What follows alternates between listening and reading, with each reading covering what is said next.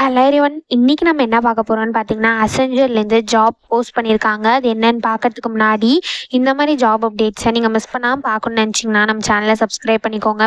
பக்கத்தில் இருக்க பெல் ஐக்கானையும் ப்ரெஸ் பண்ணிக்கோங்க. அப்போ தான் நான் டெய்லியும் போடுற ஜாப் அப்டேட்ஸ் உங்களுக்கு நோட்டிஃபிகேஷனாக வரும். ஸோ என்ன ரோல்னு பார்த்தீங்கன்னா, அப்ளிகேஷன் டெவலப்மெண்ட் அசோசியேட்னு கொடுத்துருக்காங்க. ஸோ லொக்கேஷன் பார்த்தீங்கன்னா பெங்களூர், ஹைதராபாத், சென்னை, மும்பை, பூனே, குருகிராம், கொல்கத்தான்னு மல்டிபிள் லொக்கேஷன் கொடுத்துருக்காங்க.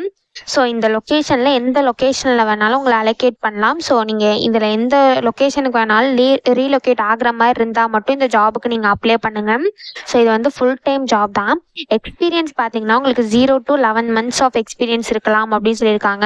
ஸோ நீங்கள் ஃப்ரெஷர்ஸாக இருந்தாலும் இந்த ஜாபுக்கு அப்ளை பண்ணலாம், எக்ஸ்பீரியன்ஸ்டாக இருந்தாலும் இந்த ஜாபுக்கு நீங்கள் அப்ளை பண்ணலாம்.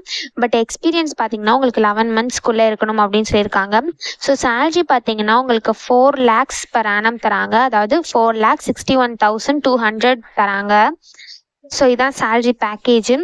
ஸோ கீழே பார்த்தீங்கன்னா கம்பெனி ஓவர்வியூ, ஜாப் டிஸ்கிரிப்ஷன், உங்கள் ரோல்ஸ் அண்ட் ரெஸ்பான்சிபிலிட்டிஸ், உங்களுக்கு என்னென்ன ஸ்கில்ஸ் எல்லாம் இருக்கணும், கம்பெனிலேருந்து உங்களுக்கு என்னென்ன பெனிஃபிட்ஸ்லாம் ப்ரொவைட் பண்ணுறாங்க, இது எல்லாமே கொடுத்துருக்காங்க. இது எல்லாத்தையும் நீங்கள் கோ த்ரூ பண்ணிக்கோங்க. இதெல்லாம் உங்களுக்கு மேட்ச் ஆச்சுன்னா இந்த ஜாபுக்கு நீங்கள் அப்ளை பண்ணுங்கள். ஸோ எலிஜிபிலிட்டி க்ரைட்டீரியா பார்த்தீங்கன்னா நீங்கள் BE, BTech, ME, MTech, MCA, MSc பண்ணியிருந்தால் இந்த ஜாபுக்கு எலிஜிபிள் அப்ளை பண்ணுறதுக்கு. ஸோ நீங்கள் சிஎஸ்சி இல்லை ஐடியில் பண்ணியிருந்தால் மட்டும்தான் இந்த ஜாபுக்கு உங்களால் அப்ளை பண்ண முடியும்.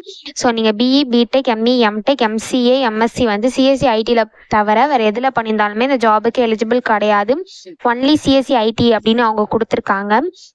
ஸோ நெக்ஸ்ட்டு பார்த்தீங்கன்னா நீங்கள் 2019, 2020, 2021, 2022, 2023 இயர் ஆஃப் பாஸ்ட் அவுட்டாக இருந்தீங்க அப்படின்னா இந்த ஜாபுக்கு எலிஜிபிள் அப்ளை பண்ணுறதுக்கு.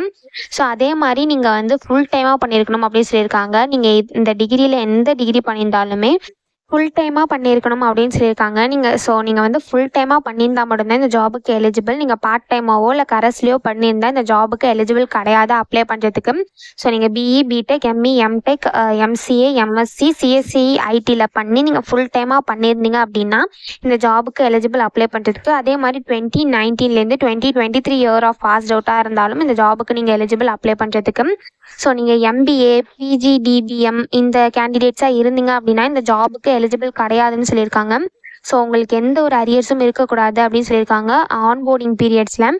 ஸோ நெக்ஸ்ட்டு நீங்கள் லாஸ்ட்டு 3 months அசென்ஜரில் ஏதாவது எக்ஸாம் அட்டன் பண்ணியிருந்தீங்க அப்படின்னா இந்த ஜாபுக்கு நீங்கள் எலிஜிபிள் கிடையாது அப்ளை பண்ணுறதுக்கு. ஸோ நீங்கள் லாஸ்ட்டு 3 months எந்த ஒரு இன்டர்வியூவும் அசஸ்மெண்ட்டும் அசென்ஜரில் அப்ளை பண்ணியிருக்க கூடாது. அப்படி இருந்தால் மட்டும்தான் இந்த ஜாபுக்கு நீங்கள் எலிஜிபிள்.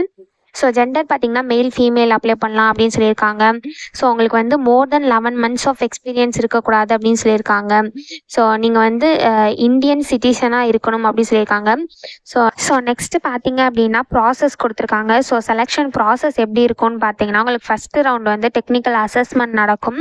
அது வந்து 90 minutes இருக்கும் அப்படின்னு சொல்லியிருக்காங்க. ஸோ அந்த அசஸ்மெண்ட்டில் நீங்கள் செலக்ட் ஆனீங்க அப்படின்னா உங்களுக்கு கோடிங் அசஸ்மெண்ட் நடக்கும். கோடிங் வந்து உங்களுக்கு 2 questions இருக்கும் அப்படின்னு சொல்லியிருக்காங்க. 45 minutes நடக்கும் அப்படின்னு சொல்லியிருக்காங்க. ஸோ லாங்குவேஜ் வந்து C++, .NET, Java, Python. So இந்த லாங்குவேஜஸில் நீங்கள் ஏதாவது ஒரு லாங்குவேஜ் சூஸ் பண்ணி அதில் கோட் பண்ணுற மாதிரி இருக்கும்.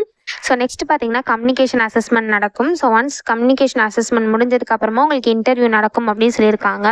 ஸோ இதான் வந்து அவங்களோட செலெக்ஷன் ப்ராசஸ். ஓவராலாக உங்களுக்கு வந்து 4 rounds இருக்கும். ஸோ ஃபஸ்ட் ரவுண்ட் பார்த்தீங்கன்னா technical assessment, next coding, next communication assessment, next interview நடக்கும். ஸோ உங்களுக்கு டோட்டலாக 4 rounds இருக்கும். இந்த 4 rounds நீங்கள் கிளியர் பண்ணால் மட்டும்தான் உங்களுக்கு ஆன்போர்டிங் ப்ராசஸ் நடக்கும். ஸோ இதான் அவங்க eligibility criteria, selection process, job description. So இதான் அவங்க கொடுத்துருக்காங்க.